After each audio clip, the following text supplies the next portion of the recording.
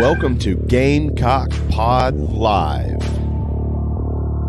For the next 3 to 4 years, I'll be committed to the University of Gamecock. This is Rogers again to the 25, 20, 15, 10. Rogers scores! Jackie Bradley Jr. delivered for the Gamecocks. Lost it up, looking for Kelly. Touchdown! Can you believe it? And South Carolina is sending shockwaves through the SEC. Frederick lays it in at the buzzer. That's a win! Unbelievable! I don't believe it! And now, live from Studio 54 of the Gamecock Pod Studios, here's the Cockfather himself, Keith Alsep.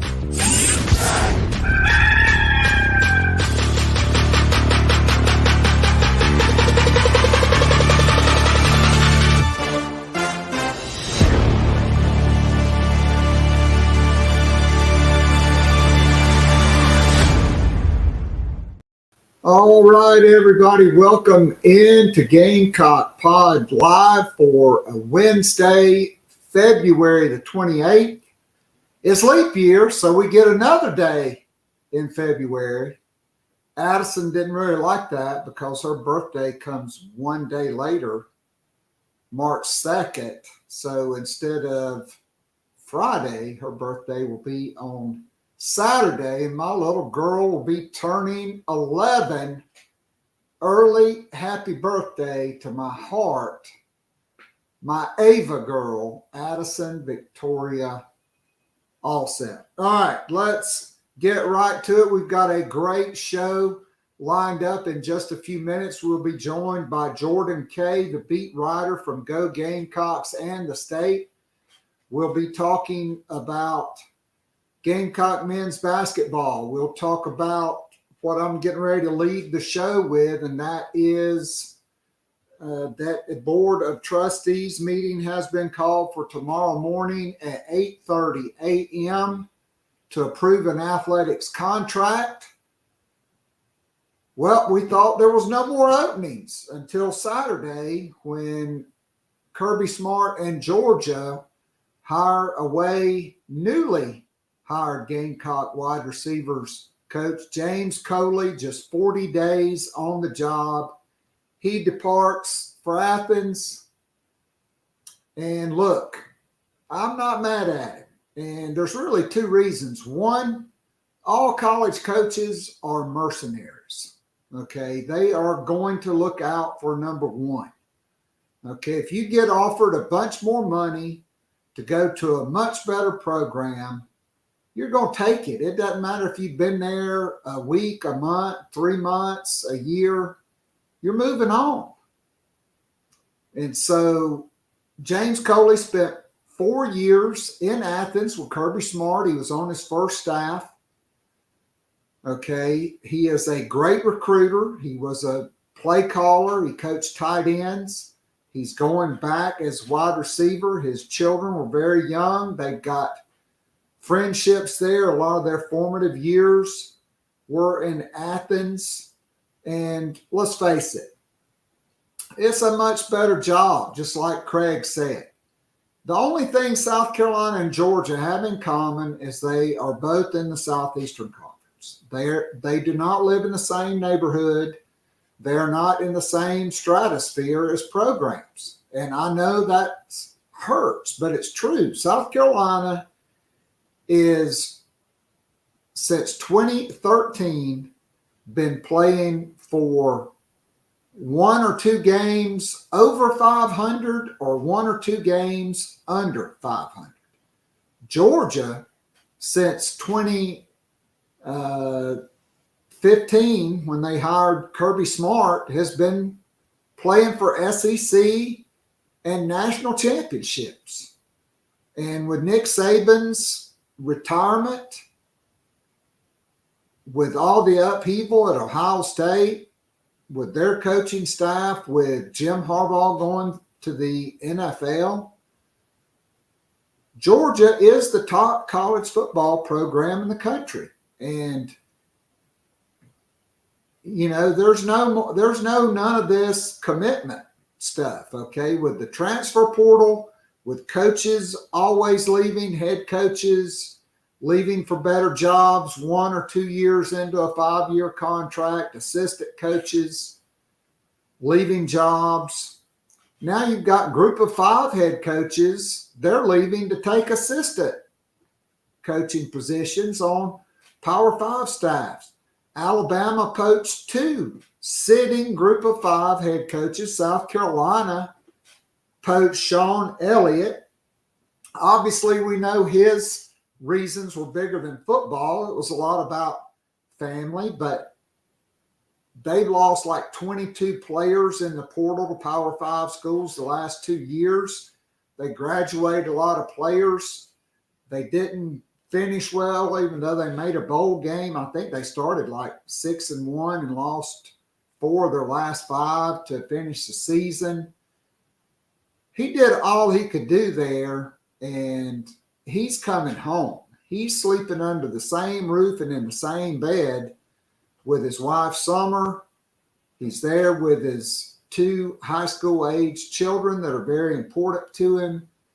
James Coley is going to a place that will better his coaching career. If he wants to be an offensive coordinator again, if he wants to become a head coach. I mean, look at Georgia. I mean, you had a position coach. Their DB's coach became the head coach at Syracuse. Todd Monken left last year as their offensive coordinator to be the offensive coordinator of the Baltimore Ravens. Brian McClendon, who, quite frankly, I think we would all agree is the worst wide receivers coach in the history of the University of South Carolina. He's going to the NFL, to the Tampa Bay Bucks. Why? I don't know. I don't think he could pick out a good wide receiver in a lineup. He could reach into a barrel full of great wide receivers and pull out a dud. But he's going to the NFL because of all the success he had at Georgia. Because he didn't do a damn thing at South Carolina, let's just call it like it is, except recruit a bunch of 6'3" guys that were slower than a turtle, basically. So Coley departs. Several names have been floated around. Fontel Mines from Virginia Tech, who was at James Madison, known for his recruiting prowess in the 7.57. Jason Barnes, a former Gamecock who's moved up the ladder. He's the wide receivers coach at Charlotte. Quinshaw Davis, who played at Gaffney, who's Steve Spurrier Jr., who was the worst recruiter as a wide receivers coach, maybe even worse than, dare I say, Brian McClendon, because he didn't want Alshon Jeffrey. He didn't want Torrey Gurley. He didn't want Ace Sanders. He didn't want Demir Bird. He didn't want Nicky Jones. Hell, Nick Jones cried after his official visit to South Carolina and went and visited Cincinnati, and Jay Graham and Brad Loring had to talk him off the ledge.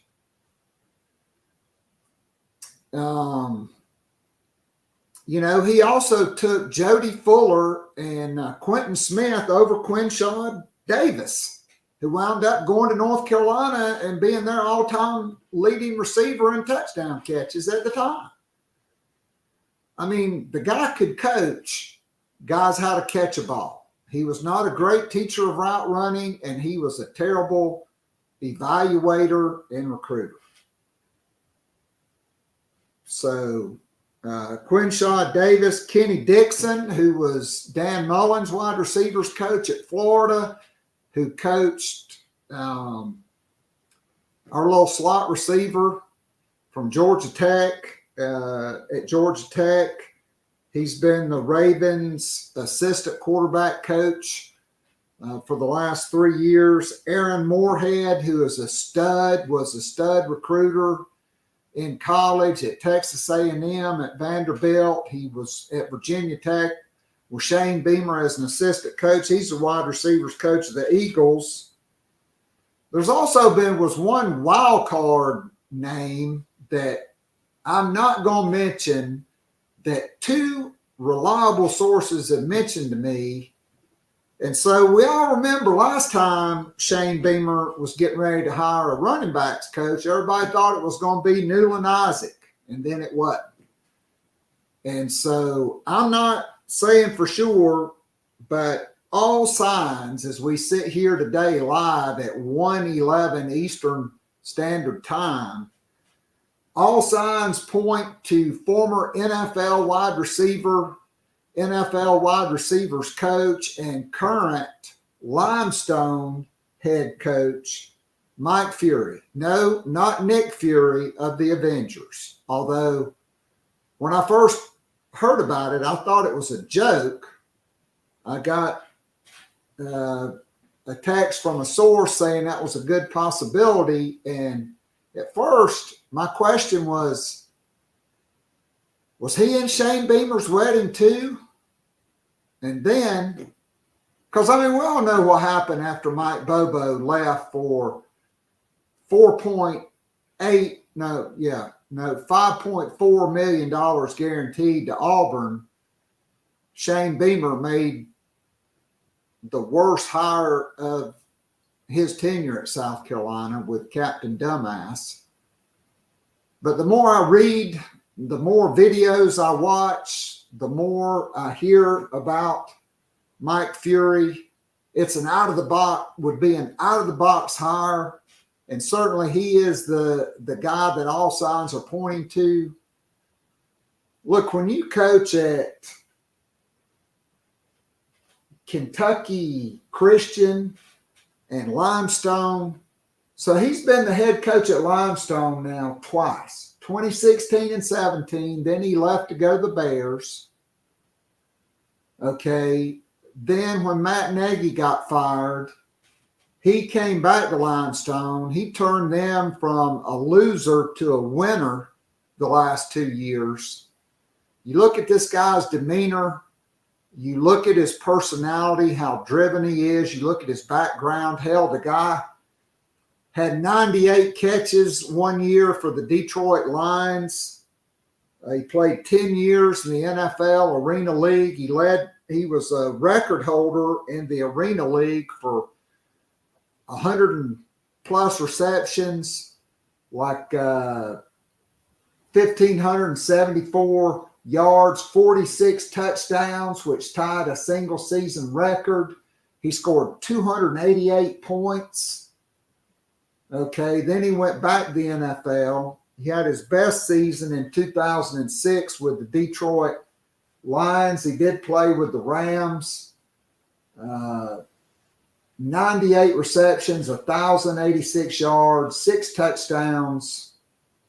After his time in the NFL, he became the head coach at Kentucky Christian for 2 years. Then he went to Marshall, where he was the wide receivers coach from 2013 to 2015. Then he was the head coach at Limestone. Then he went with his former teammate from the New York Dragons, Matt Nagy, to the Chicago Bears. And when I first saw that, I thought, well, he must have overlapped with Dow Loggins, but he didn't. But he spent 4 years in the National Football League, so you've got another NFL, potentially pedigree guy who can say, hey, I know what it takes to get the NFL. I played in the NFL. I've coached in the NFL. That worked out pretty good for Sterling Lucas, okay? Now, look, James Coley was a shark. He had been at Blue Bloods. And so we've seen guys like him not have success at South Carolina. We've seen guys like Fury, who really doesn't have Power 5 recruiting experience, like Sterling Lucas, like Bobby Bentley, turn into pretty doggone good recruiters. And so the proof will be in the pudding.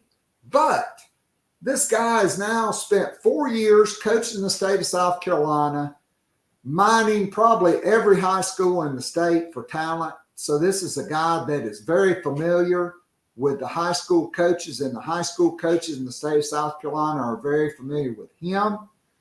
So he puts on the garnet and black Under Armour polo and walks into high schools. He's got name recognition, just like Bobby Bentley had. Even though when Will Muschamp hired him, half the coaches in the state loved Bobby Bentley, and the other half wouldn't pour water on him to put him out if he was on fire because he ran the score up on him. But Bobby Bentley turned into a great recruiter. Sterling Lucas turned into a great recruiter. Brian McClendon and Lance Thompson, not so much. Travaris Robinson, probably the most overrated recruiter and coach ever, right there with Brian McClendon. At least Lance Thompson developed guys and coached his guys up. Those two dudes really didn't do much, even though J.C. Horn and Israel McQuamu swear by T-Rob. They can have him. I like Torian Gray better. So we'll see if that's the choice. There's a big name that, like I said, maybe this is a smoke screen. I doubt it, because I just couldn't see that guy leaving his school for South Carolina. All right, men's basketball. They had the midweek off after losing a pair of games 2 weeks ago, dropping from number 11 to 20, back up to number 18 this week. They had a resounding road win over Ole Miss on Saturday. We will discuss that. 72-59 in a game that really was never in doubt the last 30 minutes of the game. South Carolina will play at College Station tonight against a slumping A&M team. They are 15-12, 6-8 in the SEC. They are losers of 4 straight games. Okay, they are still number 57 in the net, and so this could be another quad 1 win, and it could be South Carolina's 6th SEC road win if they're able to win tonight. They got 5 road wins. You get another quad 1 victory if you can win tonight, and quite frankly, every one of South Carolina's games the rest of the season will be quad 1 wins. In the Gamecocks are 22-5. They are 10-4 in the SEC. They'll be going for their 23rd win and their 11th win. And boy, if you could find a way to beat A&M tonight and beat Florida and split your last 4, you would be 24-7, and you would be 13-5, which would probably be a top 4 seed in the SEC, which would move you up in the bracketology. We will definitely get into Flanagan's UFC elbow to the face of Zachary Davis, who's very lucky he didn't get a broken orbital bone, get his eye knocked out of his head, get a broken jaw, a broken chin, or, a concussion. I mean, on the street, that you'd get locked up for assault and battery. That was an egregiously dirty play, and Flanagan should have been suspended, in my opinion. All right, the bracketology, both Joe Lenardi and Jerry Palm have the Gamecocks a 6th seed.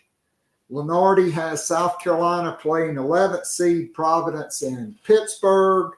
Jerry Palm has the Gamecocks playing Princeton in the 6-11 game in Salt Lake City. Every one of these games, the metrics, even if you lose a quad 1 game, like if you lose to Tennessee, if you lose at Mississippi State, you're probably still going up in the net because you're playing top 30 quad 1 teams, and anything past 10 points doesn't count. Gamecock women's basketball playing without their leading scorer and rebounder and candidate to be SEC Player of the Year, to be All-American, to be the National Defensive Player of the Year, Camila Cardoso.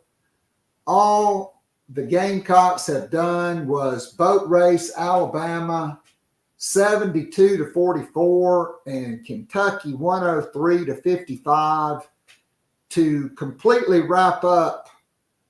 No shared title. The Gamecocks are 14-0. They are 27-0 overall, but 14-0 in the SEC. They are the number one seed. They're the regular season champions for the 8th time.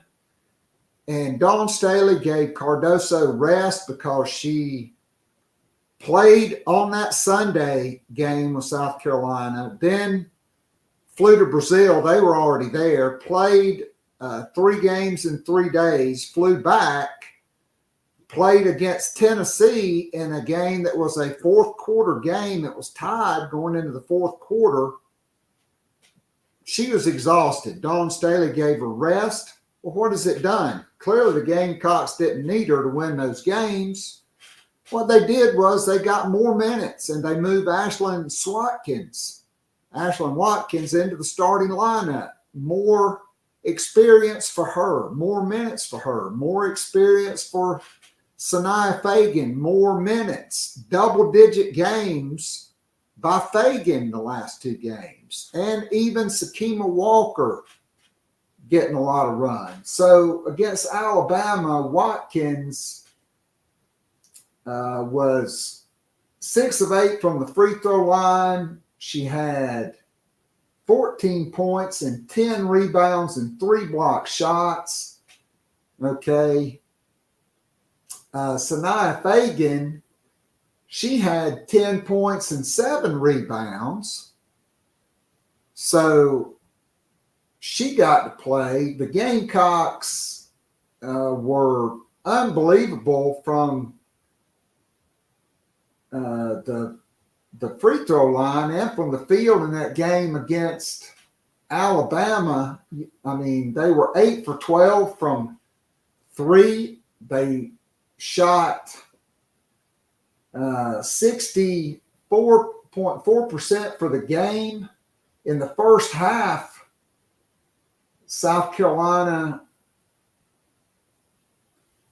was just on fire. I mean, they were 19 for 21 from the free throw line. They broke the clock on the road in Lexington. Watkins, 6 of 6 from the field, 1 of 1 from the free throw line, 13 points, 3 rebounds, 4 assists.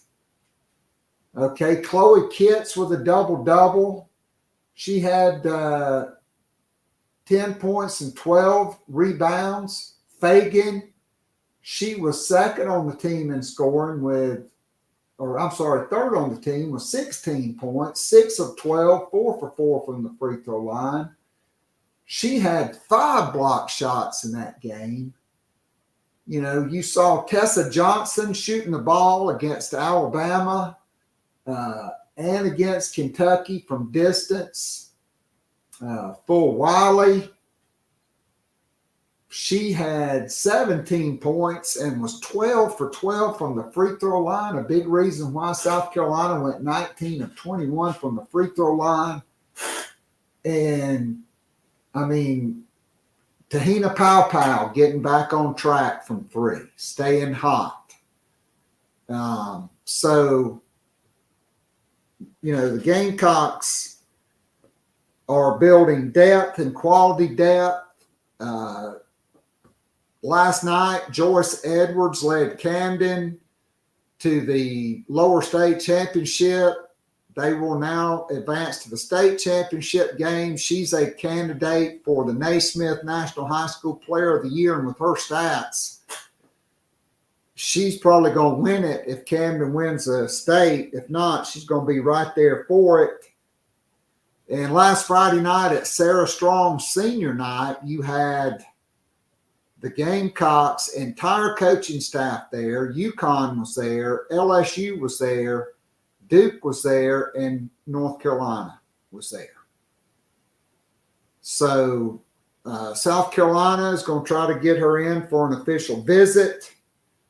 But man, you could have the top 2 players in the country, both from the Carolinas, as South Carolina next year. I'm not saying it's going to happen, but when Dawn Staley and her staff devote so much time to personally recruiting a player, and you have the family connections and the fact that Dawn Staley and Allison Feaster were teammates together with the Charlotte Sting.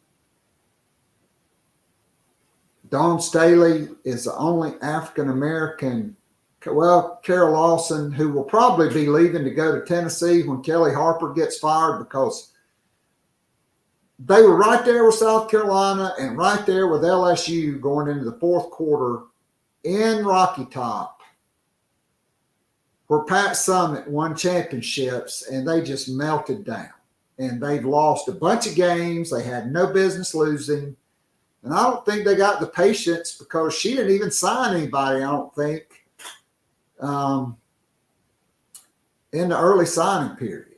So to me, it's kind of a no-brainer, but, maybe she wants to go someplace where she can start immediately and lead the team immediately and be the star of the team immediately. I don't know what her aspirations are. If she wants to win championships, I think I'd team up with Joyce Edwards and Maddie McDaniel, Adele Tack, and have the number 1 recruiting class in the country to come in with other number 1 or number 2 ranked recruiting classes in the country and a bunch more players and win championships. So that would make sense to me. Gamecock Baseball, number 21 in the polls. They're 8-1. The only blip Saturday, they did lose to Belmont 11-2, but they took 2 out of 3. They dispatched Gardner Webb yesterday with a 5-run 5th inning and won 7-1. They take on number 10 Clemson this weekend. Okay, and so what are you judged on, Mark Kingston? What is every South Carolina baseball coach judged on? 1, do you beat Clemson? And number 2, do you get to Omaha? What do you do in the postseason? And so South Carolina's pitching has been very good. They'll need a great outing from Eli Jones on Friday. Okay, they get the Saturday game. It's basically like a home game. Friday's game is at Founders Park. Saturday is at Segra Park right there in Columbia. Then Sunday, the series finale will be in Clemson. If you're the Gamecocks, you definitely want to win 2 out of 3 here. We'll get into that as well. Yeah, I mean, that ball Gavin Cassis hit yesterday, it is still rolling. So those are your Nana's Porch news notes and headlines. Jump into Nana's Porch chat box. We've already got several comments in the chat box. Nobody's really blaming James Coley. I can't be mad at him. I do, another head coach, Dale McGee, just left Georgia. He was the high school coach at Columbus Carver High School, which is where I'm pretty sure Tank Bixby played. They've had a bunch of dudes go through there. He's now the new head coach at Georgia State. Josh Crawford, who was the wide receivers coach at Georgia Tech, was a guy looked like South Carolina may go after. He had also coached running backs. He was also a high school coach. He will be the running backs coach at Georgia to replace Dale McGee. So, hey, great to see Lance. Great to see WJM 41, Craig, everybody that's in the Nana's Porch chat box. These news, notes, and headlines brought to you by the award-winning full-service catering company, Nana's Porch, servicing the greater Charlotte, North Carolina area. Whether it's a banquet, a wedding, a corporate event, maybe it's a big backyard bash with the whole hog barbecue, whatever your catering needs, Nana's Porch has got you covered. You want to bring in a food trailer? Nana's Porch is a go-to, voted among the top 3 food trailers in Charlotte by the local newspaper poll. And as we all know, their award-winning pimento cheese voted both number 1 and number 2, both flavors in the meat and cheese category by the North Carolina Specialty Foods Association. The best jalapeno pimento cheese I've ever had in my life. It's smoky jalapeno. When they smoke the jalapenos, it takes kind of the edge off the burn. It's not like they just chop them up raw and put them in there. Fantastic. The regular flavor as well. So get in touch with my good friend Chris Payne at Nana's Porch. That's NANASPORCH.com. I urge you to support this Gamecock owned and operated business. If you live anywhere, Lancaster, Rock Hill, Fort Mill, Indian Land, Charlotte, Lincolnton, Mount Holly, Denver, Concord, even in that Monroe area. Nana's Porch, a must for any catering event. All right, let's bring in our good friend from Go Gamecocks and the state, Jordan Kaye. Put your comments, your questions in the Nana's Porch chat box. Okay, but before we go to that, let me tell you about my good friend, Brent Skinner, the owner and operator of BP Skinner Clothiers. Okay, located in the heart of Columbia's historic Vista at 1005 Gervais Street. Okay, Brent has been building relationships and servicing clients for the last 17 years. He's a graduate of the University of South Carolina. He opened BP Skinner Clothiers in 2012 and is now considered one of the top clothiers in the entire country. Okay, Brent believes in providing his clients with the best quality clothing at a fair price. His attention to detail and his commitment to ensuring his customers look and feel their absolute best set him apart. He's one of the top clothiers in the industry. Let him put his reliable experience in custom menswear to work for you. Maybe you've got a wedding, a class reunion coming up. You're slimming down. You don't want something just off the rack. BP Skinner Clothiers. Brent and Marlo, his wife, started this business. It is a Gamecock family-owned and operated business. His main dude on the floor, Josh Colvin, is the absolute best at what he does. And their excellence is their passion at BP Skinner Clothier, whether it's a sport coat, dress shirts, ties, bow ties, slacks, casual clothes, an entire Gamecock line of polos, pullovers, caps, visors, okay, socks, shoes, jackets, suits. They've got you covered at BP Skinner Clothier, located at 1005 Gervais Street in the Vista. All right, so Leave your questions for me in the Nana's Porch chat box, and we certainly appreciate all that Brent Skinner does for the Gamecocks and has done. I urge you to support these Gamecock-owned and operated businesses. Here is my interview with Jordan.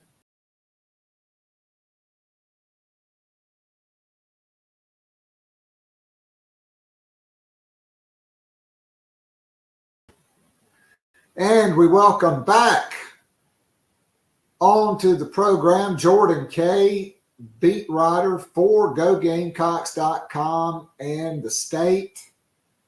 We like him because he's not a North Carolina or a Georgia or a Florida homer like a lot of local media.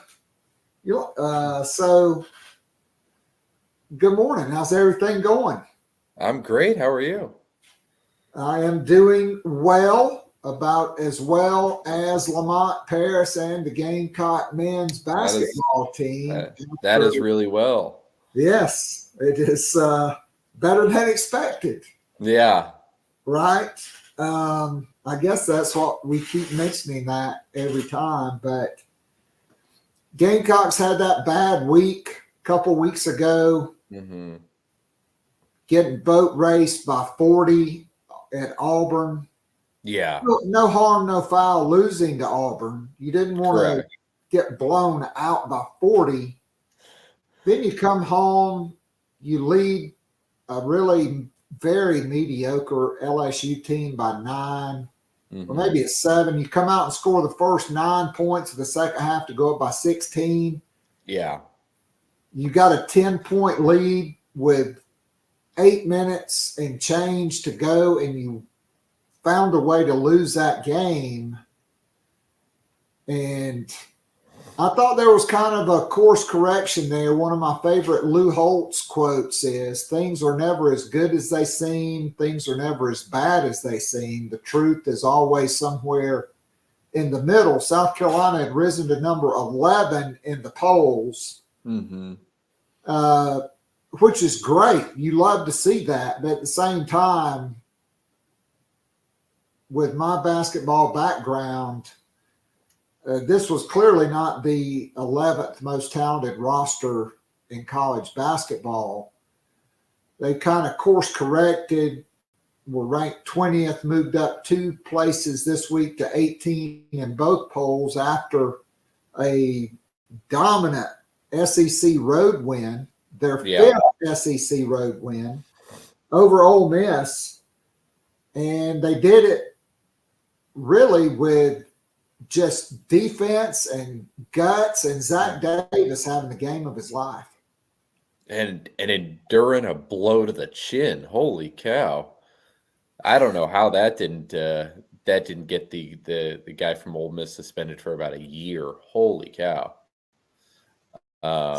Yes. I mean, look, what's the difference between that and a punch? Alan Flanagan, who's a really good player and who really spearheaded that furious comeback in the game earlier in the month in Columbia.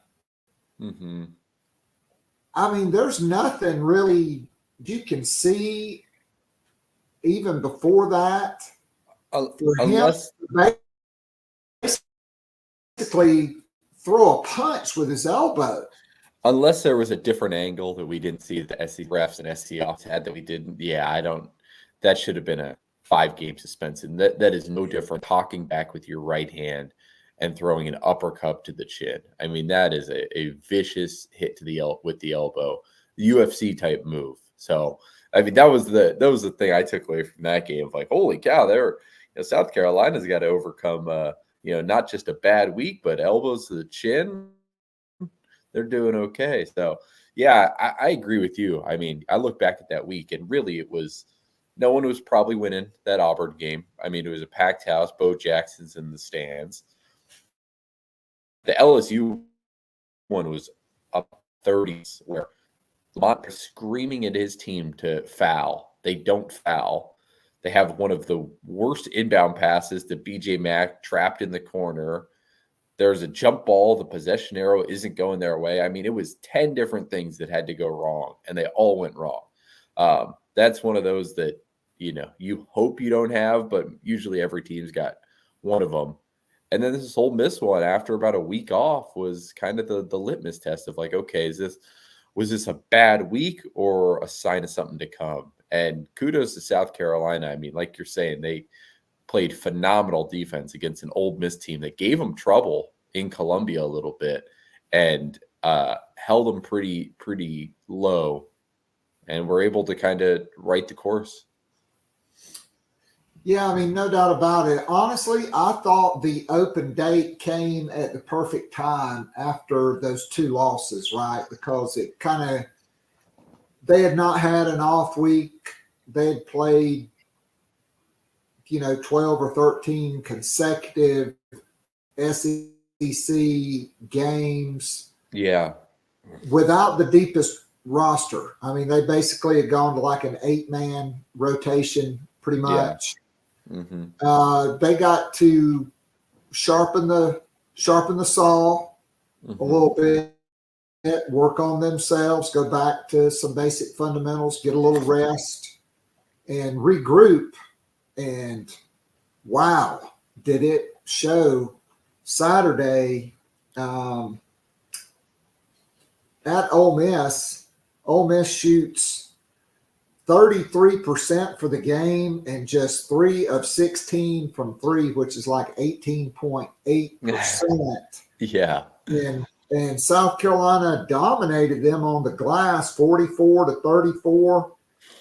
More second chance points, despite the fact that they have that Jamarian dude that's 7'5" and Cisse.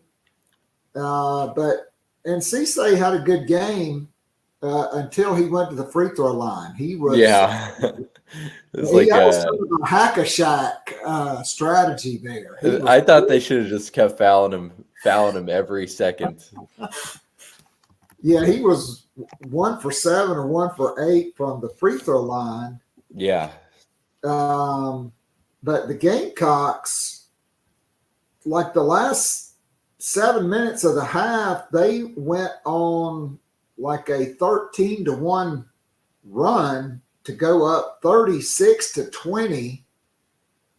Flanagan got that bucket right before the half, and then less than 4 minutes into the second half, he throws, like you said, a UFC punch, which on the street, that's assault and battery. I mean, yeah. Yes, it is. mean, Zachary Davis was very fortunate that he didn't suffer like a fractured orbital bone or a broken jaw or a broken nose. And Zach Davis had, I mean, that's a guy who steps up in a late February game on the road in Oxford. I mean, those are the types of things, if you're going to make a run in March, that you need those guys down the bench to at least be capable of giving you some really good minutes and having an occasional great game. We've seen the kind of emergence of a lot of the big men. Josiah Gray's had a ton of great games. There's been guys who have stepped up. If you can add Zachary Davis to that mix, that's the type of thing you need to make a March run. Yeah, I mean, no doubt about it. You look at him, 14 points and 9 rebounds. I think that's about a career day for him, 6 of 8 from the free throw line. He had 5 offensive rebounds, which was really big. Yep. Because Colin Murray Boyles gets in early foul trouble. Even after he got 2, Paris left him in. He picked up his 3rd foul, I think, like 6 minutes in. That's all you get out of him. Yep. BJ Mack was not great in the first half. Josh Gray was not great. He had to play Stephen Clark. Yeah. And Michi Johnson goes 1 for 11. I mean, if you would have told me all of those things, Michie Johnson goes 1 for 11, Colin Murray Boyles plays 6 minutes in the first half, no Miles Studi, not a good Josh Gray game, and BJ Mack, I think, only had like 3 or 5 points in the first half. He finishes with a game high 17 points on a big second half. Murray Boyles finishes with 12. Zach Davis 14, and Jacoby Wright, big game off the bench for him, 4 of 7 and 2 of 3 from downtown, including one in that run to end the first half, and then one when Ole Miss was starting to chip away to really push the lead back up. And I don't think after that, South Carolina, their lead was pretty much double digits. Half, as many as 17 on 3 separate occasions. I know. The only thing I was thinking is when you get that big lead around halftime early in the second half, I kind of started getting a little flashbacks to the LSU game of like, okay, let's see if they've learned their lesson. Let's see if they can hold on to these big leads. And kudos to them. I mean, they didn't really let it get even close, which is a huge jump forward, and I'm sure kind of gets rid of some of the demons they had from last week. Yeah, I mean, great point, and no doubt about it. I thought it was big because they did kind of chip into that lead, and it got down to 9 points a few times.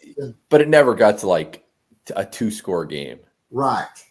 But every time it seemed South Carolina would answer and get it back to double digits, then, they'd get a couple of baskets in a row, build the lead, and they were able to hold the lead. Matthew Morrell, he got into early foul trouble, so he didn't play much in the first half. And then Flanagan, who for my money is their best player and certainly their best, UFC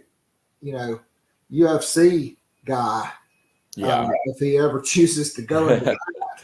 I'm still, he plays less than 4 minutes, like 3 minutes and 7 seconds. And why did they have to? I don't know why with 3 officials they had to go to the monitor on that. The baseline official has a full view of it and just calls an offensive foul. Yeah. And then they go to the monitor. But I was kind of surprised he didn't get a suspension from the league office, because to me, there's really no difference in that throwing a punch. I thought so too. At least 3 games, 2 games, something that shows like, okay, this is not okay. I mean, I wonder if the SEC had a different view of it. I wonder if there was maybe did Zach Davis do something to, instigate it? I don't think so. Watching the game, I feel like they would have shown it on the cameras, but that was a weird one. Unless Ole Miss just did some incredible lobbying in the SEC offices. Yeah, I mean, I thought it warranted at least a 2-game suspension. I did too.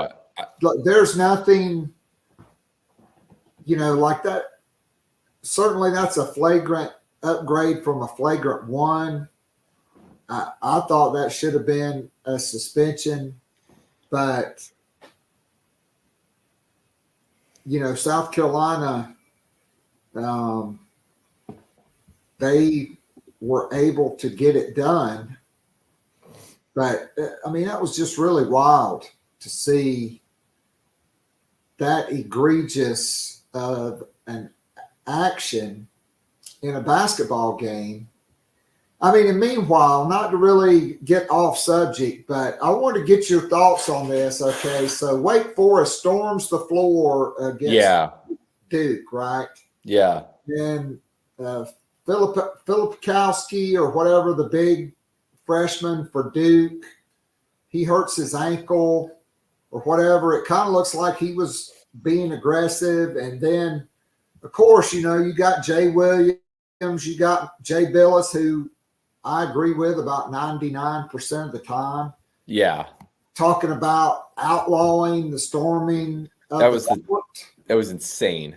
Or the whole thing of him saying, we need to detain the people on the court. I was like, what? Are you serious? That was crazy. That is the wussification of sports continues, in my opinion. Like everybody gets a participation medal or trophy. Oh, there's no losers. Well, hey, if you were at the South Carolina-Kentucky game, Calipari knew they were storming the floor when the game was over. He had his players leaving the floor or going towards their locker room and shook hands, and the melee ensued. Okay, maybe, we are talking about Duke, okay? You're supposed to be pretty smart to be the head coach there and to get into school to play there. Maybe you need to be thinking about those things, okay? Because I'm sorry, Caitlin Clark clearly flopped at Ohio State. There's no defense of her. The Duke guy, I can kind of see it, and I know, in football games, in fisticuffs, even with coaches involved and stuff. And so I'm just saying, what happened in between the lines to Zachary Davis was a lot worse than anything I've ever seen or heard about of fans storming a basketball court. I could not agree more. The Caitlin Clark thing was a joke. She totally flopped on that. Yes, she did. Trying to make a big deal out of that was one of the silliest things that I've seen. People like, outlaw it. I'm like, she hardly got touched. She was probably pissed off because they lost. And the Kyle Filipowski, look at everyone else on Duke. Everyone else understood the assignment. They got over to the bench. They knew what was happening.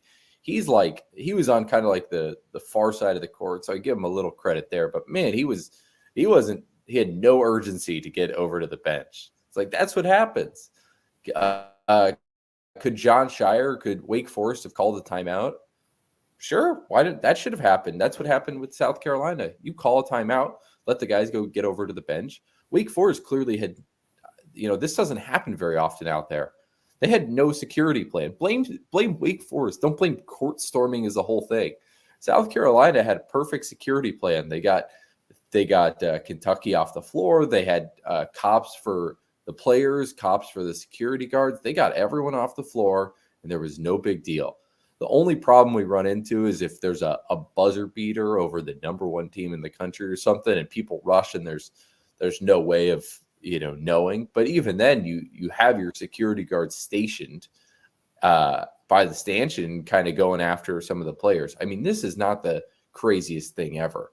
If we start outlawing this and we're having NIL becoming pay for play, I mean, what is college athletics? This is the stuff that's fun. These are the moments where when you're a college kid that you're going to remember 10, 20 years down the road. These are the moments when colleges are, they look at their alumni base and they see who became a doctor and lawyer. They're going to be like, hey, don't you remember that time you rushed the court? Don't you want to keep supporting our student athletes? They're going to keep going after those people for money. They want them to remember these moments, and to try and outlaw it is silly to me. Everyone keeps saying, oh my gosh, we're so close to something just terrible happening. It's like court storming's been around for 30 years and nothing really that bad has happened. I mean, the worst thing is like some stupid kids get in the face of a guy and he punches them or something. Like, that's the worst thing we've had in 30 years of this, especially with football and basketball, and before there was even crazy security measures. I think it would be silly reaction to try and outlaw it, and the good far outweighs the bad. I don't know what your thoughts. It sounds like you kind of agree with that. No, I totally agree. And you talk about, years later, you look at somebody who was a student and they storm the court. Well, now they're a doctor or lawyer. And so that takes me back to the late 80s, and South Carolina's playing Louisville, and South Carolina has a big lead, and there's like a fight breaks out. There's technicals on the bench. George Felton wound up getting ejected, and a student wound up getting a technical foul behind the bench. And he'll be listening to this later or watching this later on. Friend of the show and a longtime patron. And he actually caused South Carolina to lose that game. It lives in infamy. That's one of the more crazy things. I think it went to overtime, or maybe they shot enough free throws. I mean, it was in the 80s, so even my memory doesn't really get it. But yeah, I'm sorry. Talking about arresting all the students, that was crazy. They're on the floor, or saying, well, you forfeit your right to go to any more athletic events. I mean, these people on ESPN need to get a grip, okay? Remember when you were 19, not now that you're 49 or 50. Yeah. Like, Jay Billis, who, by the way, is brilliant and is right over 99% of the time, in my opinion. A few years ago, I would have certainly been for appointing him as the czar of college basketball. No more after that. No soup for you. That was really a weak take. But, so back to the Gamecocks tonight. Another huge opportunity. And by the way, at Ole Miss, that was a quad one win. The Gamecocks jumped like 10 spots in the net. Yeah. With a quad one road win. Tonight, they have another opportunity to get a quad one. Texas A&M is reeling. They lost like three losers of four straight and got boat raced by 35 by my guy Rick Barnes on Rocky Top on Saturday. Yeah. They dropped to 15-12, 6-8 in the SEC, and you get a chance to get another quad. I mean, every one of these games for South Carolina right now is going to be a quad one game. Florida is number 28 in the net. On the road, you just need top 75, right? Yeah. A&M 57. Mississippi State currently they've been hovering from like 28 to 36. They're 30. And so before we really get into the A&M game, is South Carolina a lock at 22-5 with 11 conference wins to make the NCAA tournament, in your opinion? Yeah, I thought they were locked 2 weeks ago. I mean, you look around the country, they have so much room to drop. It's crazy, especially with their schedule. They don't have that really bad game that's like going to kill them in the metrics. So as long as they can kind of avoid losing every single game, even then they might still get in at 22 wins. I think they're fine. I don't think there's any reason to worry. And with as many quad one wins as they have coming up, even if they win 1 to 3 of them, holy cow, that's just going to keep helping their metrics. I kind of couldn't believe how many quad ones they have. Like Texas A&M to me is like, it's so silly that they're still a quad one because they're a shell of the team they were in November, December. But that's one of those where you just kind of take advantage of like, hey, yeah, we'll take another quad one win. Now, I think it's possible like Texas A&M drops 20 spots over the next 2 weeks, and it's a really good quad too. South Carolina, the metrics with the wins they have in the SEC and the 5 SEC road wins, their metrics are to the point where I think they're completely fine and in the NCAA tournament. Yeah, so A&M, they are tied for the most quad one wins in the SEC because they had a really good non-conference schedule. I mean, they loaded up and they were really good in the non-con. So that was one of those things. I mean, there's different ways to skin a cat, and South Carolina said, "Hey, we're gonna build up throughout the season. We're gonna make sure that our our non-conference schedule isn't a murderer's row. We'll get some wins. We'll build confidence. We'll go into SEC play feeling good. Texas A&M is like, hey, we might be a bubble team. We've got to load our non-conference schedule. Let's get some really impressive wins.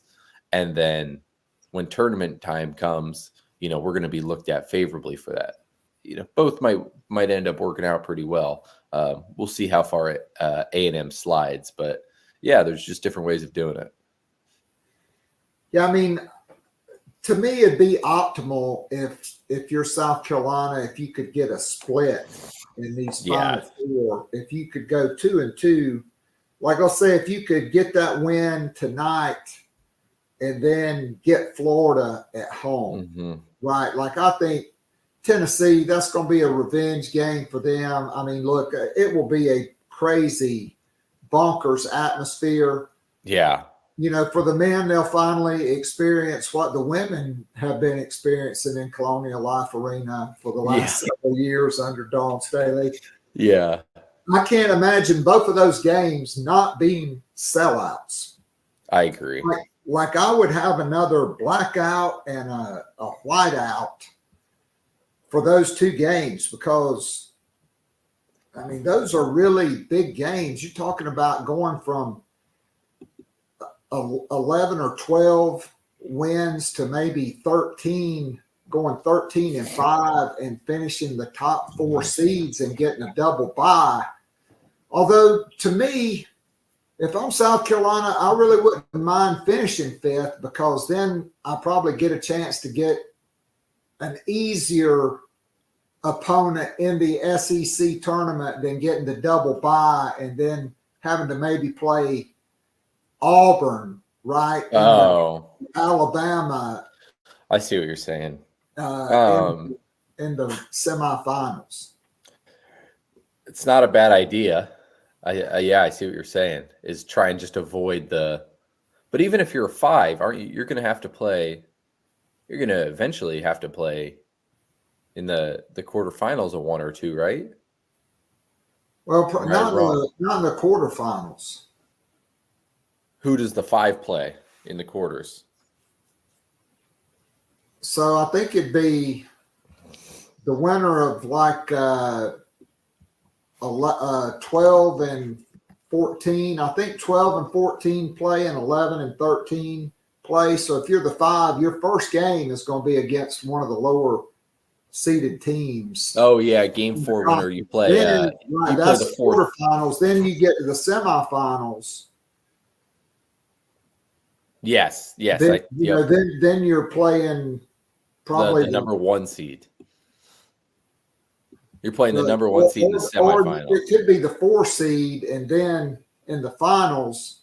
Oh, you're right. Well, yeah, it could be 1 and 4. No. So if you're the 5 seed, you play the 12 versus. You play the winner of the 12-13 game on Thursday. Then on Friday in the quarterfinals, you play the number 4 seed. Then if you win that game, you play the winner of the number 1 overall seed versus the winner of the 8-9 or the winner of 8-9. So you're probably going to play the number 1 seed in the semifinals if we're doing what we said there, right. Which isn't the worst thing. I mean, there's plenty of worse things. The problem is I don't think South Carolina is going to get there. And so you're looking at maybe them playing, who would it be here? The number 5 seed probably in that first round. Yeah. Which I guess doesn't change a whole lot, but. I mean, it's probably Florida as things stand right now. Like it'd probably be a rematch game. Yeah. So if you're 4 or 5, yes. That's probably who you're going to end up playing. Yeah. First. Yeah, totally agree. The only thing is, I wouldn't want to be the number 3 seed. You're playing, you got to play the number 6 team late at night, and then you're playing the number 2 seed. I mean, that's kind of tough, but I don't think it. I think they'll be fine regardless. I mean, it's going to be a tough first round game, no doubt. So A&M leads the nation in offensive rebounding, 17.8 per game. They've had 20 or more offensive rebounds 8 times. Anderson Garcia is just a Windex guy. He leads their team in offensive rebounding. And you look at it, their starting backcourt, Wade Taylor the fourth and Tyrese Radford, that's their 2 leading scorers. Jace Carter has been playing well.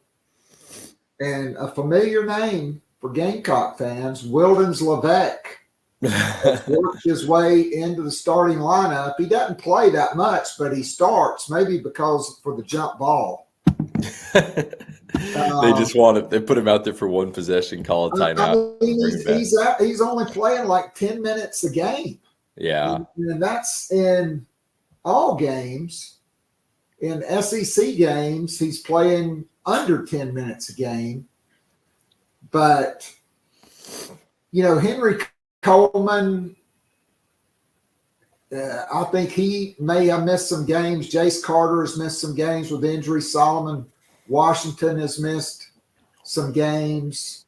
And so they've not been the same team. South Carolina will be going for their 4th straight win at College Station in this series. They lead the overall series 9-5. I think Las Vegas has the Gamecocks as a 4.5-point underdog, which to me is kind of like being a field goal on the road is basically the teams they feel are evenly matched. Mm-hmm. Certainly South Carolina is playing better basketball, but you need to continue that momentum and play like you did at Ole Miss and not like you did at Auburn, but a midweek environment with Texas A&M slumping, even with Buzz Williams. To me, this may be the most winnable game left on the schedule, even with the 2 home games. I mean, maybe Florida. What are your thoughts on that? I would say Florida at home is probably a little more winnable just because you're having the home atmosphere. It's going to be pretty rowdy that night, but I kind of agree with you. This is a Texas A&M team that has lost the last 4. I mean, they played some good teams, like Tennessee was in there, but they lost to Vanderbilt, they lost to Arkansas. I mean, these are teams that you got to be kind of beaten a little bit. And so, yeah, I kind of agree with you. This could be one of their easiest games. Definitely one you got to kind of come out and make a statement with if you're like in the Ole Miss game. Get out early, silence the crowd, roll to a non-dramatic win. Yeah, I mean, I have a feeling it probably will be dramatic, but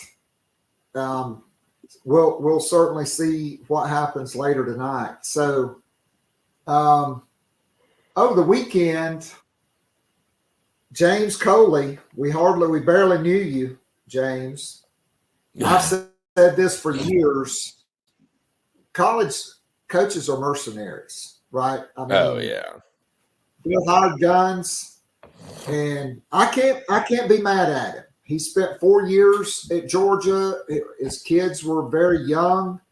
They have friends. They have a lot of connections there. I think Kirby's paying him around $800,000 a year. Yeah.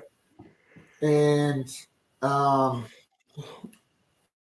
let's face it, at this point, the only thing South Carolina and Georgia have in common is they're both members of the SEC. They're not the same neighborhood or even the same stratosphere as programs. I mean, just call it like it is. South Carolina's, 1 or 2 games either way of 6-6 since Spurrier. That's where they've been. Georgia, especially now with Nick Saban retiring in Alabama, Georgia is the top program. Harbaugh going to the NFL. Kirby Smart is clearly running the top program in college football. They're playing for championships. So I can't really blame Coley it's at the same time, it's unfortunate for Beamer because you had a big-time coach with coordinator experience and an absolute shark on the recruiting. Yeah. Yeah, I think I don't know what Coley's career aspirations were, but let's even take out the whole national championships part. Let's take out the salary part. If James Coley wants to become a offensive coordinator again, as he was in Georgia before being replaced by Todd Monken, if he wants to become a head coach at any point, going to Georgia is a pretty good bet. Let's just look at who they've had the last couple of years. All right, we got Todd Monken, who goes and becomes the offensive coordinator with the Baltimore Ravens. That's a pretty good step up. We've got Fran Brown, who's a position coach on the defense, is the head coach at Syracuse. We got Del McGee, who becomes the head coach at Georgia State. We've got a wide receivers coach who's going to the NFL. I mean, everyone at Georgia is thought upon so highly because they're in a winning culture around Kirby Smart that they are looked upon so favorably by the rest of the coaching community. I don't know if James Coley is doing this to settle down in Athens or if he is trying to move on in his career. But either way, I'm with you. You can't blame the guy. The only thing that sucks is just the timing of it. And really, I mean, it's for him, I assume it's just pulling the Band-Aid off. It's like, gosh, this is going to suck for about 3 days. Like, this is really going to suck to call Shane Beamer and tell him I'm gone. This is really going to suck when every person under the sun is dragging my name around social media. This is going to suck for a little bit, but I'm going to be really happy I did this in 6 months because I'm at Georgia. And I imagine that's what he's thinking. I mean, all of us have had to, leave jobs at some point, and it doesn't matter when the timing is. If it's 2 months or 2 years, it always sucks to go to your boss and be like, if you like the job, be like, man, hey, sorry, I got to move on.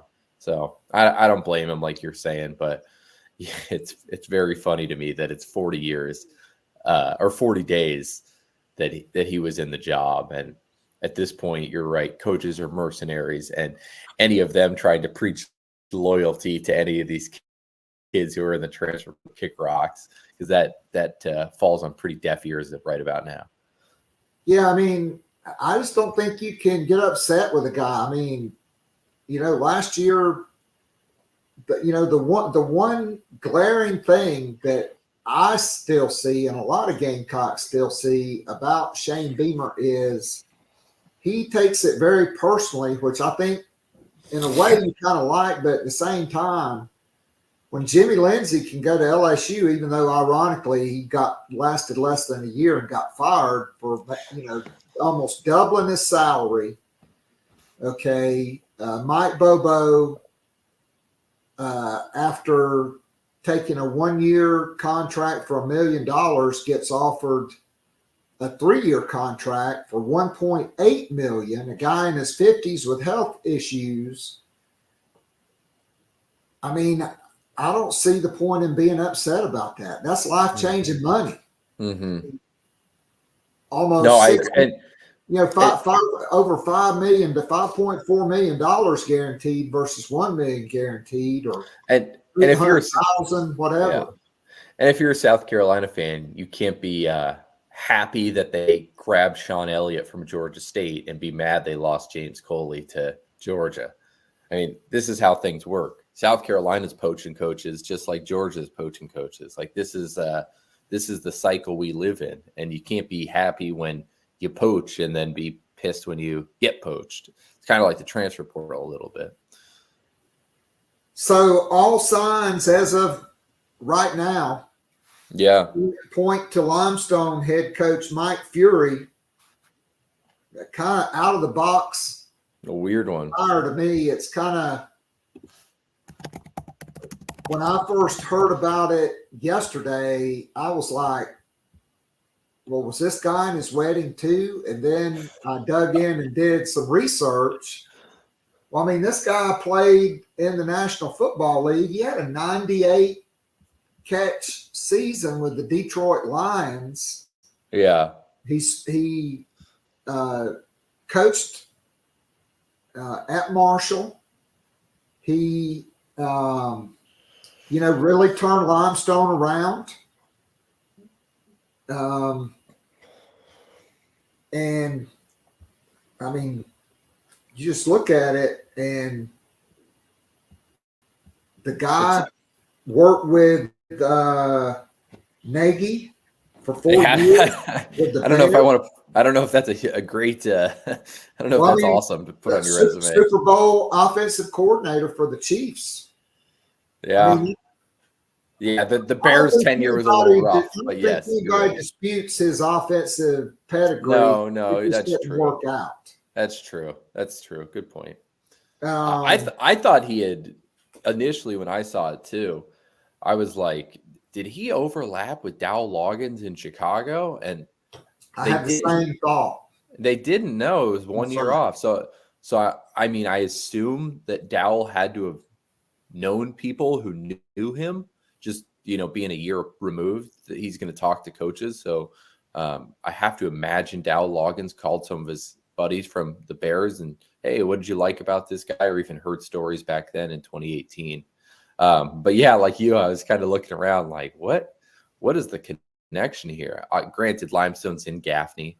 That's not super far, but it's not like I've heard Shane Beamer talk about, the Limestone football program like he has, with even Allen and Benedict. So yeah, it was really, I mean, if this is the guy, I mean, the board meeting's called for, what do we got? 8:30, 8:45 tomorrow morning. They're likely to approve a contract. All signs are pointing to him. If he's the guy, it's interesting. Yeah.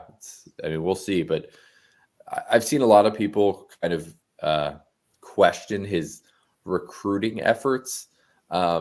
He's been a college coach. He's been at Marshall. And here's the other thing. Like Sterling Lucas, some of these guys, Joe DeCamillis, like they didn't have any recruiting experience. I think sometimes you can kind of know based off talking to a guy. I mean, Shane Bieber talks about it a lot. Like recruiting is your relationships and your effort. How much effort are you going to put into it is how good you're going to be. So I don't think that he thinks recruiting is this thing that needs years and years of seasoning. It sounds to me like he's like, if you've got a good personality and you're going to put in the effort, then, we think you're a good recruiter. And heck, he's been at Limestone recruiting. Like that deserves some sort of cachet. I know people are going to say, oh, it doesn't matter. It's Limestone. The guy was still recruiting every day. Like, it's not like he doesn't understand how the process works. Think about you're selling a beat up, 99 Toyota Camaro or Toyota Camry. And now you got a nice like 2014 like Charger. It's like, okay, it's going to be a little easier to sell. That's what he could be going from.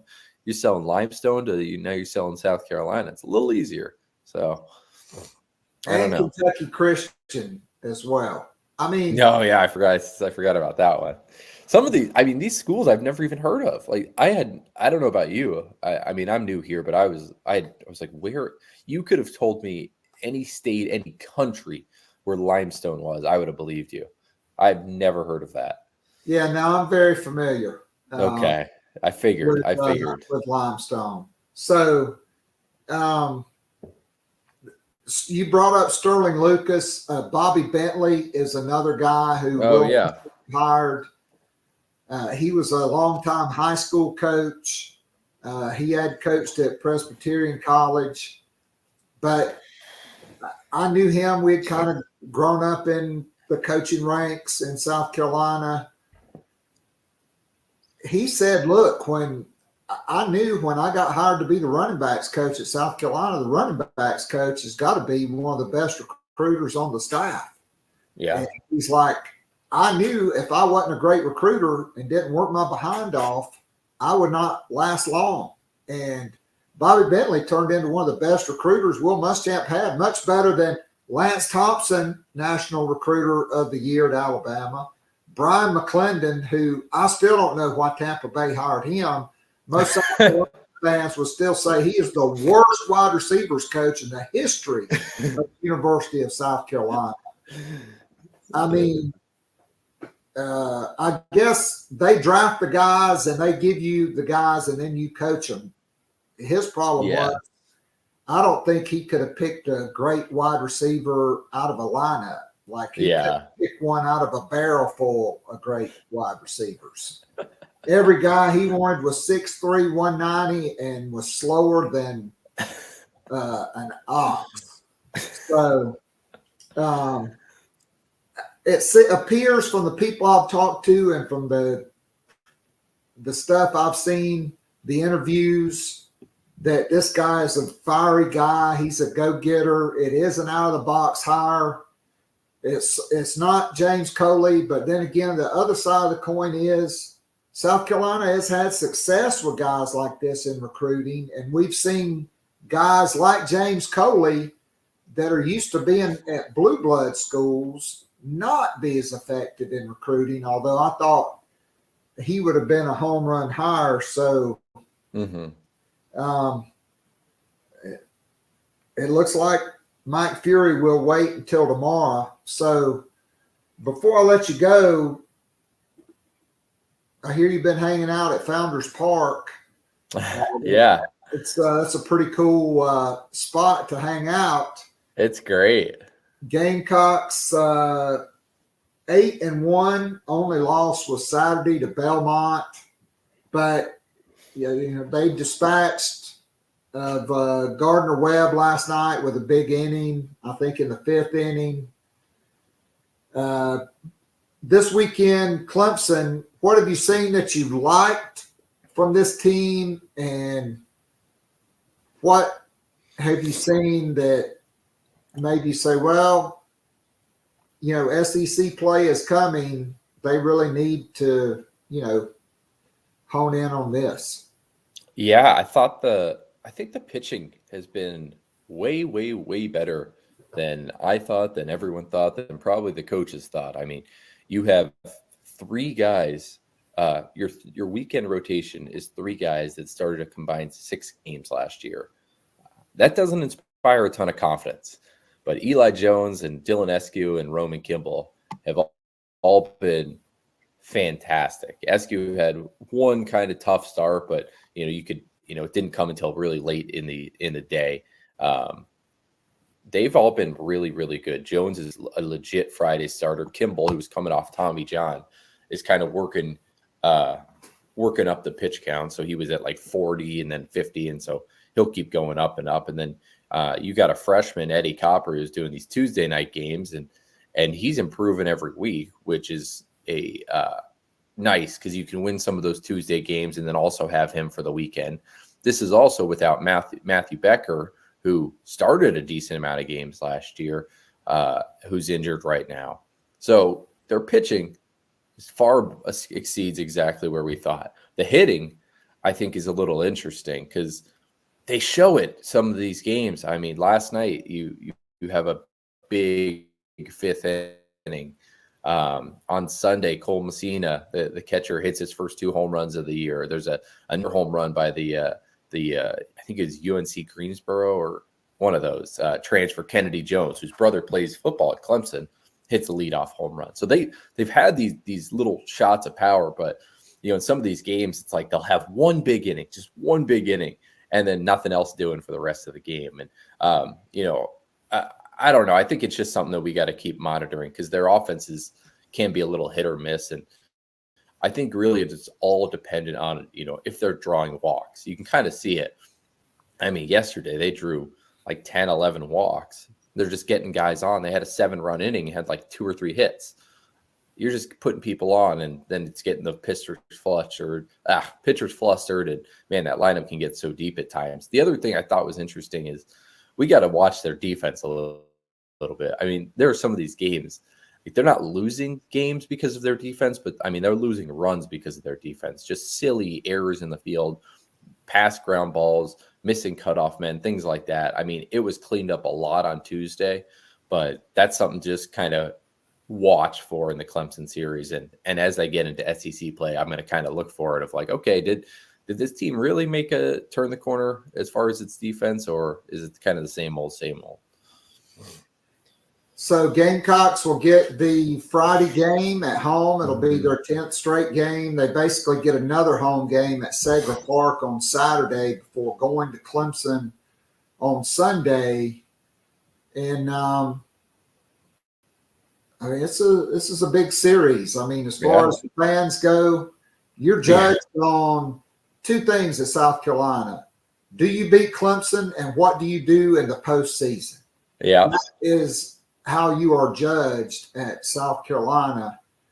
And so this will be an interesting series. South Carolina will certainly need, a strong outing from Eli Jones, and they'll need to keep the bats hot this weekend against the Tigers. So, hey, great stuff. Can't thank you for being with us. What you got coming up on GoGamecocks.com? Yeah, off today. I'll be at the first two games of the Clemson series. We'll have another guy in Clemson, and then kind of trying to monitor Spencer Rattler and Xavier Legette at the NFL Combine this weekend. I'm excited to see what people are saying about them, how they perform, how they run. So we'll have all that stuff. All right, great stuff, Jordan. Can't thank you enough for being with us, and we'll look forward to catching up with you down the road, and I'll be right back.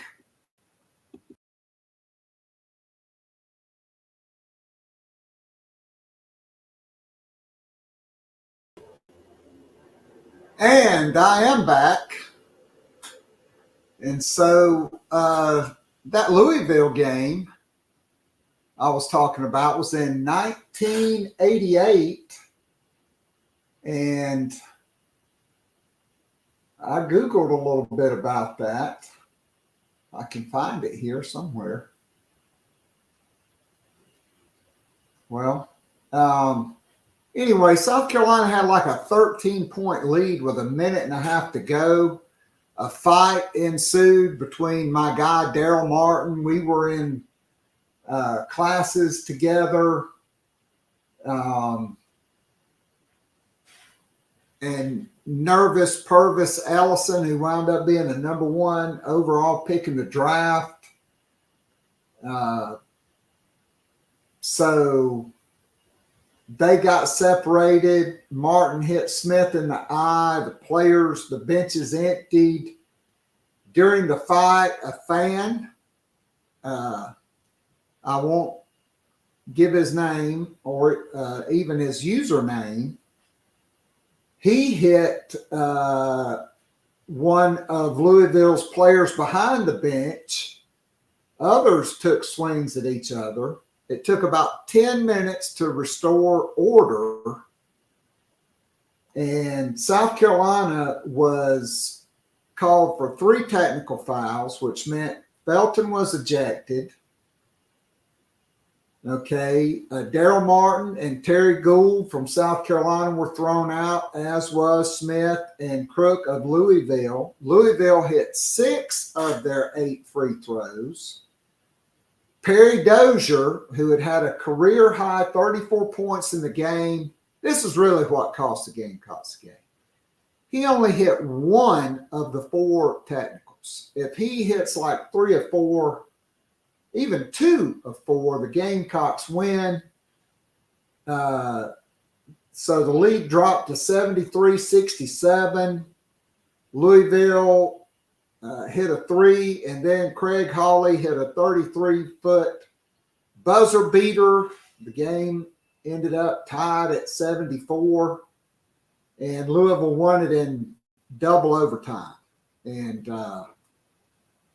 that guy behind the bench who took a swing at a Louisville player is a member of the bar in the state of Georgia and is a great Gamecock.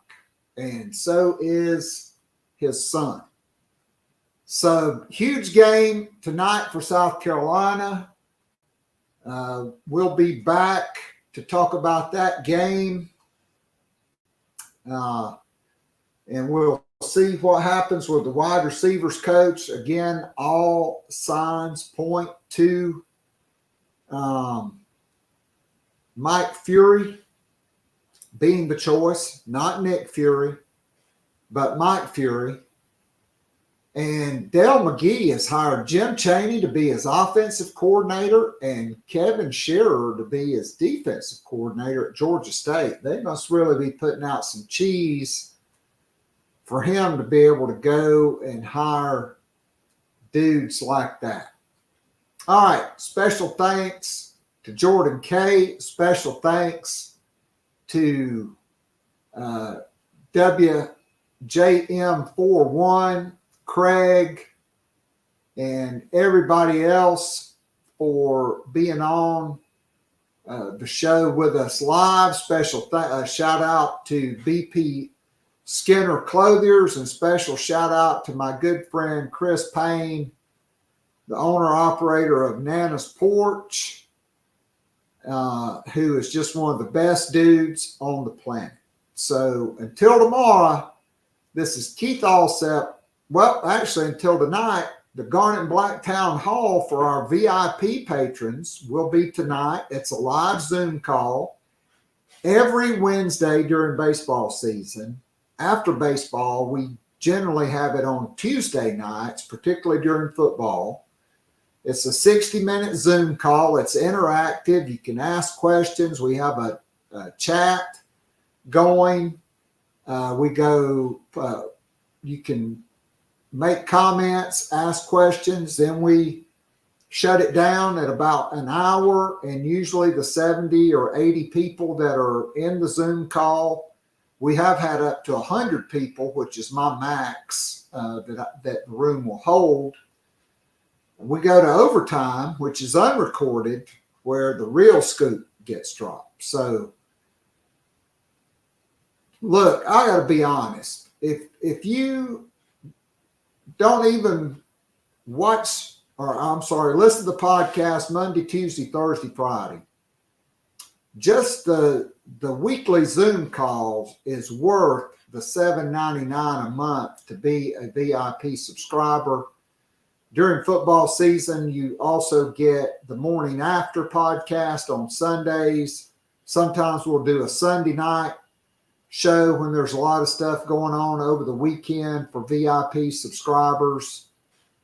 So look us up on patreon.com/Gamecock Pod Daily. Follow me on Twitter at Kaye Alsep. Follow the show on Twitter at Gamecock Pod. Go to YouTube, hit the subscribe button. You can get this podcast on Spotify, Apple Podcasts. Rate us 5 stars. Certainly do appreciate everybody for being with us live and that will listen to this. And I can't wait till tonight, the Garnet and Black Town Hall, which will lead into the Texas A&M game. And then we'll have some spring previews and talk about men's and women's basketball, as well as the Gamecocks are at Texas A&M tonight. The women are at Arkansas tomorrow night, and then a huge series for Mark Kingston and company this weekend against Clemson.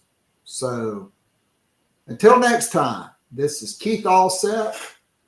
Go Gamecocks, and God bless you all, and God bless our troops. I'm out of here.